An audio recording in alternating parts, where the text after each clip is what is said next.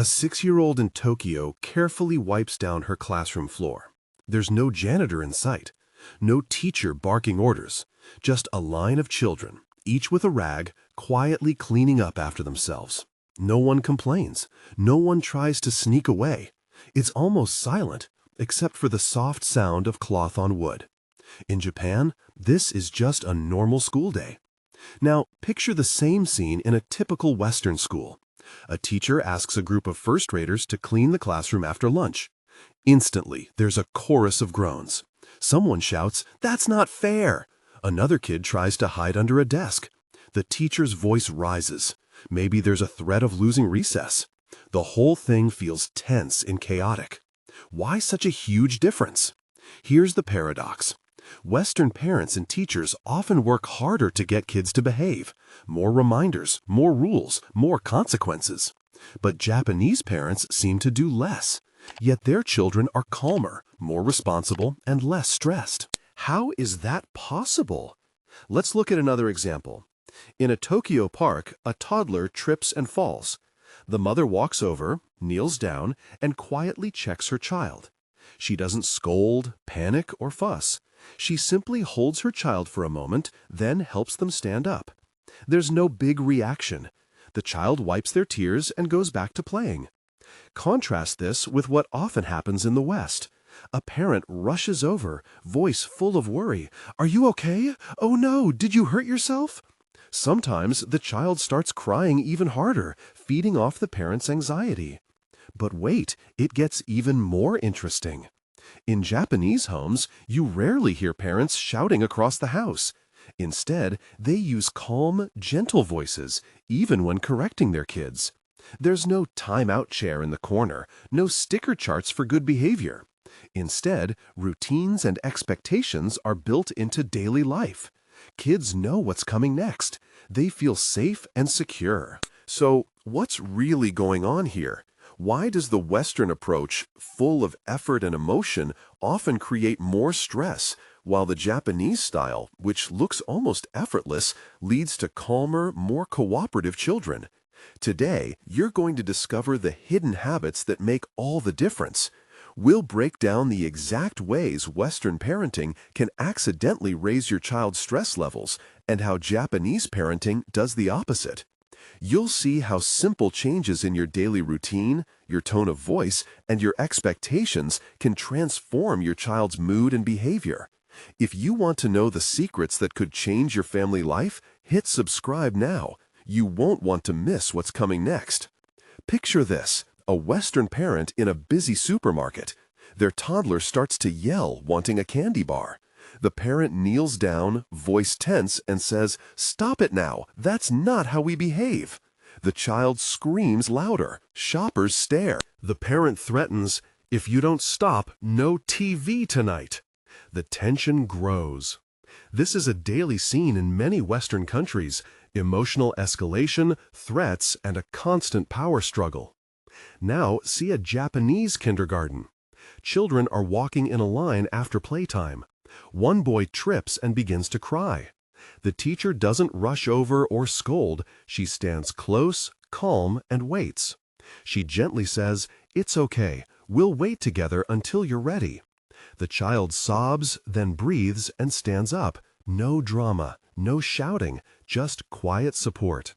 This is normal in Japan. But wait, here's where it gets interesting. In many Western homes, parents believe they must correct every mistake right away. "Don't touch that. Say thank you. Sit still." It's a rapid fire of commands. The child learns, make mistake, get scolded. Stress builds up, both for parent and child. Now flip to a Japanese home. During dinner, a child spills soup. The parent calmly hands the child a cloth. No lecture, no sigh.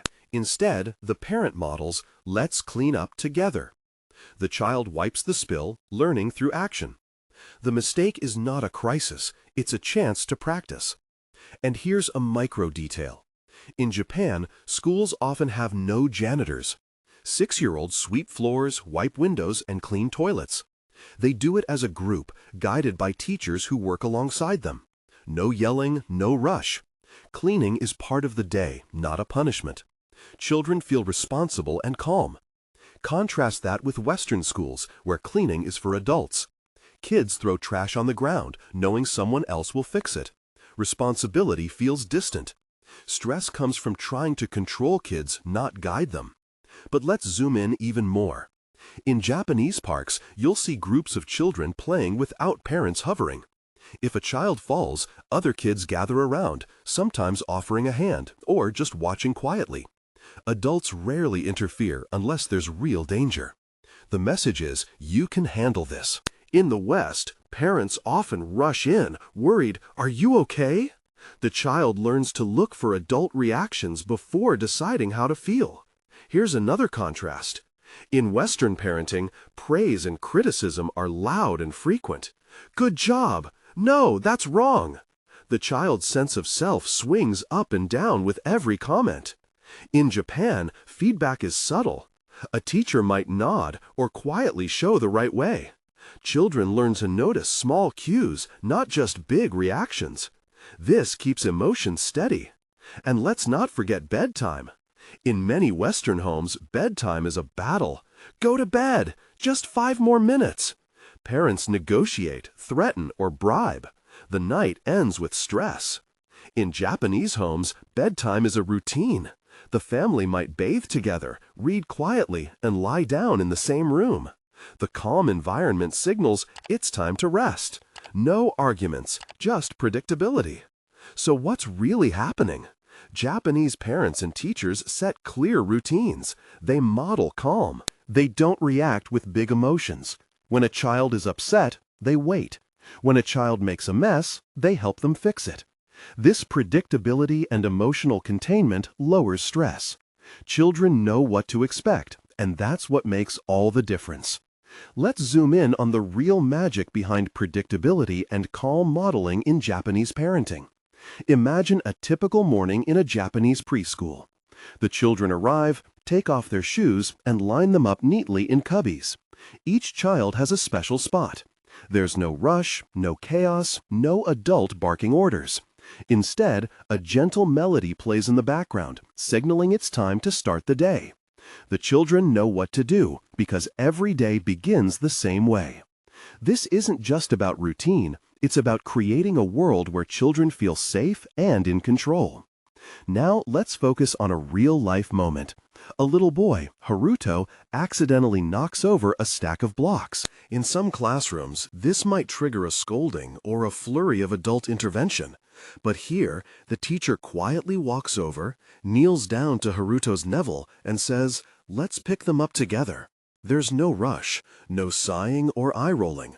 Haruto's classmates join in, humming a cleanup song. The mess becomes a shared, calm activity. Haruto learns, mistakes are okay, and fixing them is part of life. But wait, here's where it gets even more interesting. Predictability isn't about strict rules or cold discipline. It's about gentle signals and emotional safety. Japanese teachers use soft bells, familiar songs, and clear visual cues to guide children from one activity to the next. For example, when it's time to tidy up, a soft chime rings. When it's time for lunch, a cheerful tune plays. Children don't have to guess what's coming. Their brains can relax because the world feels steady and understandable. Let's contrast this with a common Western mistake, unpredictability. Picture a parent who sometimes laughs off a tantrum, but other times gets angry and yells. Or a teacher who ignores a mess one day, but scolds harshly the next. This inconsistency creates anxiety. Children start to watch adults closely, always guessing, will I get in trouble today? Will I be ignored? Their bodies tense up, their minds race. They become clingy, defiant, or withdrawn, not because they're difficult, but because they're stressed by not knowing what to expect. Here's an unexpected detail. In many Japanese classrooms, transitions are marked by rituals. Before lunch, children sing a gratitude song together. Before going home, they gather in a circle and say goodbye as a group. These rituals aren't just cute, they're anchors. They tell the child, you belong here, you are safe, there is a rhythm to your day. Another small but powerful example: when a child is upset, Japanese teachers rarely swoop in with big emotions. Instead, they sit quietly nearby, offering presence without pressure. Sometimes they gently place a hand on the child's back or simply wait until the child is ready to talk. This teaches children that feelings are okay and that calm is possible even in hard moments. So, what happens over time? Children raised with this kind of predictability and emotional containment develop stronger self-regulation. Their brains aren't constantly on alert. They trust adults and they trust themselves. They become more cooperative, not because they're forced, but because they feel secure. What do you think? Would you feel calmer in this kind of environment? Or do you see things differently? Comment below. I'd love to hear your perspective. Ready to bring a bit of Japanese calm into your home? Here's how you can start, step by step. These aren't huge changes. They're small shifts that add up to a big difference over time. Let's break it down into 4 practical actions you can try this week. Step 1. Create predictable routines. Imagine this. It's 7 p.m. Instead of chaos before bedtime, you and your child follow the same gentle routine every night. You both put away toys, brush teeth, and read a story together. There's no arguing about what comes next. Your child knows the sequence. This predictability is like a soft blanket for their brain. It lowers anxiety and helps them feel secure. In Japanese homes and schools, routines are sacred. Even lunch is eaten at the same time, in the same way, every day. Try posting a simple picture schedule on the fridge. Let your child help decorate it. Suddenly, transitions become smoother and your evenings feel less frantic. Step 2. Model calm responses. Let's say your child spills juice all over the kitchen floor. Your first instinct might be to shout or scold. But here's the Japanese approach. Pause. Take a deep breath. Get down to your child's level and say, "Oops, let's clean this up together." Your calmness is contagious. In Japan, teachers rarely raise their voices. Instead, they use gentle reminders and quiet gestures. When you stay steady, your child learns to handle mistakes without fear. Over time, they'll start copying your calm reactions, even when you're not around. Step 3. Adjust the environment, not just the rules. Picture a Japanese preschool. Shelves are low, supplies are within reach, and everything has its place. Children don't need to ask for help every 2 minutes. They can get what they need on their own. At home, you can do the same. Put snacks, art supplies, and favorite books where your child can reach them. Use baskets or bins with clear labels. The less you have to say no, the less conflict you'll have. This setup encourages independence and reduces power struggles. Your child feels trusted and you feel less like a referee. Step 4. Practice emotional containment. Here's where it gets real. Your child is having a meltdown, maybe over a broken toy or a lost game. Instead of lecturing or sending them to their room, try this. Sit beside them. Place a gentle hand on their back. Say nothing at first. Just be there. In Japanese culture, adults often help children ride out big feelings by staying close and quiet. This is called amai, the comfort of knowing someone is there for you no matter what. After a minute or two, you might say, "That was really hard, huh?" This simple presence helps your child's nervous system calm down. They learn that feelings are safe and that you're a safe place too. Bonus step. Invite your child to help. In Japan, even young children help clean classrooms and serve lunch. At home, invite your child to join you in daily tasks.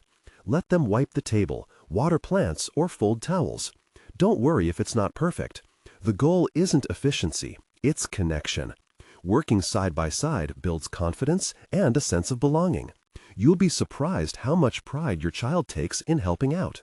Try starting with just one of these steps this week. Maybe you set up a bedtime routine, or maybe you reorganize the snack shelf. Notice how your child responds. Notice how you feel too. Over time, these small changes can transform your home into a calmer, more connected place, just like in those peaceful Japanese classrooms. Let's bring everything together. If you've made it this far, you already know the way you parent matters, but it doesn't have to be stressful. Western parenting often feels like a constant battle, reminding, correcting, raising your voice, and feeling like you're always one step behind. But Japanese parenting shows us another path. It's not about being perfect or having all the answers. It's about making small, steady changes that help everyone feel safer and calmer at home. Think back to the examples we explored.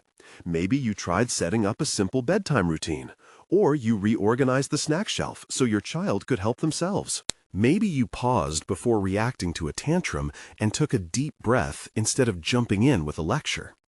Each of these moments is a chance to build trust and lower stress for both you and your child. Here's what's really powerful. When you focus on regulating the environment and your own emotions, your child learns by watching you.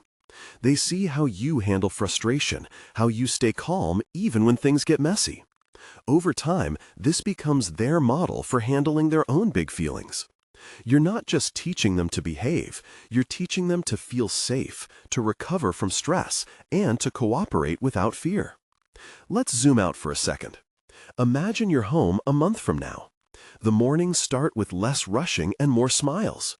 Bedtime becomes a gentle ritual instead of a nightly struggle. Your child starts to help out without being asked 10 times. You feel more confident, less frazzled, and more connected to your family. All of this is possible, not because you became a different person, but because you made small, intentional changes inspired by Japanese parenting. Remember, it's not about doing everything at once. Pick one thing to try this week. Maybe you'll decide to use a softer voice when things get tense. Maybe you'll invite your child to help set the table, even if it's a little messy. Maybe you'll create a quiet corner where anyone can go to calm down. Every small step counts, and every day is a new chance to practice. The real secret? Your calm is contagious. When you slow down, your child slows down. When you show patience, they learn patience. When you make the environment predictable and safe, their brains relax, and so does yours. So, what's the main takeaway? You have the power to lower stress and build cooperation just by making a few small changes. You don't need to control every moment. You just need to create the right conditions for your child to thrive. You've got this. Your family can be calmer, closer, and happier starting today. If this video helped you, please hit like and subscribe. Share your thoughts or your own tips in the comments below. We're building a community of parents who want more peace at home, and your voice matters. Thanks for watching, and I'll see you in the next video.